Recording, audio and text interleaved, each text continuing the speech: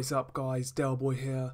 So the trend of aging boxers coming out of retirement is continuing, just like it has, throughout the history of the sport. And Mikkel Kessler is looking like he's coming out of retirement, and he's a legend in Denmark. Mikkel Kessler had a really good career. He was a world-class super middleweight in his day. I felt he was a really good fighter. He holds wins over guys like Carl Froch, Marcus Bayer, Anthony Mundine, guys like that, Alan Green. And he also fought Carl Froch in a rematch where he lost, and he fought Andre Ward in a fight he lost as well. I think Kessler in his day was a really good fighter. He also lost to Joe Calzaghe, by the way, as well. I forgot to add that. But yeah, Kessler in his day was a really good champion. He was actually a unified super middleweight champion at one point. He went into the Joe Calzaghe fight with the WBA and the WBC super middleweight titles. And I felt in the Joe Calzaghe fight, that was Mikkel Kessler at his absolute best. That's when I think he sort of really hit his prime. I felt sort of 2010, 2009 onwards, he wasn't quite that same fighter, but he was still really good. He was still a world-class super middleweight. But I think the Joe Calzaghe fight was where we saw Mikkel Kessler at his very best. But yeah, he was excellent in his day, and it's looking like he's coming back, and he could be participating in the tournament that Richard Schaefer is going to put on, which is the World Boxing Super Series. So it's looking likely that Kessler is going to return for that tournament.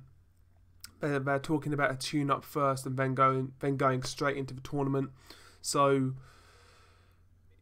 we don't know whether Kessler is coming back to super middleweight or light heavyweight, but it's looking for definite that he's coming back. Sauerland are holding a press conference in Denmark tomorrow, I believe. So it's looking pretty much definite that Kessler's coming back for one last run. And my question is, how well is he going to do? Obviously, in his last fight against Carl Froch, I felt he wasn't shot against Carl Froch, don't get me wrong, but I felt Kessler was clearly past his best. He was still a really good fighter, and he was still a fighter where he would probably beat a lot of the top super middleweights in that time. I'd have still picked him to beat somebody like George Groves at the time, or James DeGale at the time. He was still really, really good, but I felt he was slipping then. So coming back, 4 years later, it doesn't really bode well.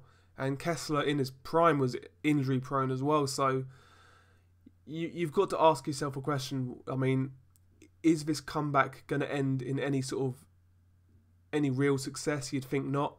But, stranger things have happened. Kessler was a very good fighter.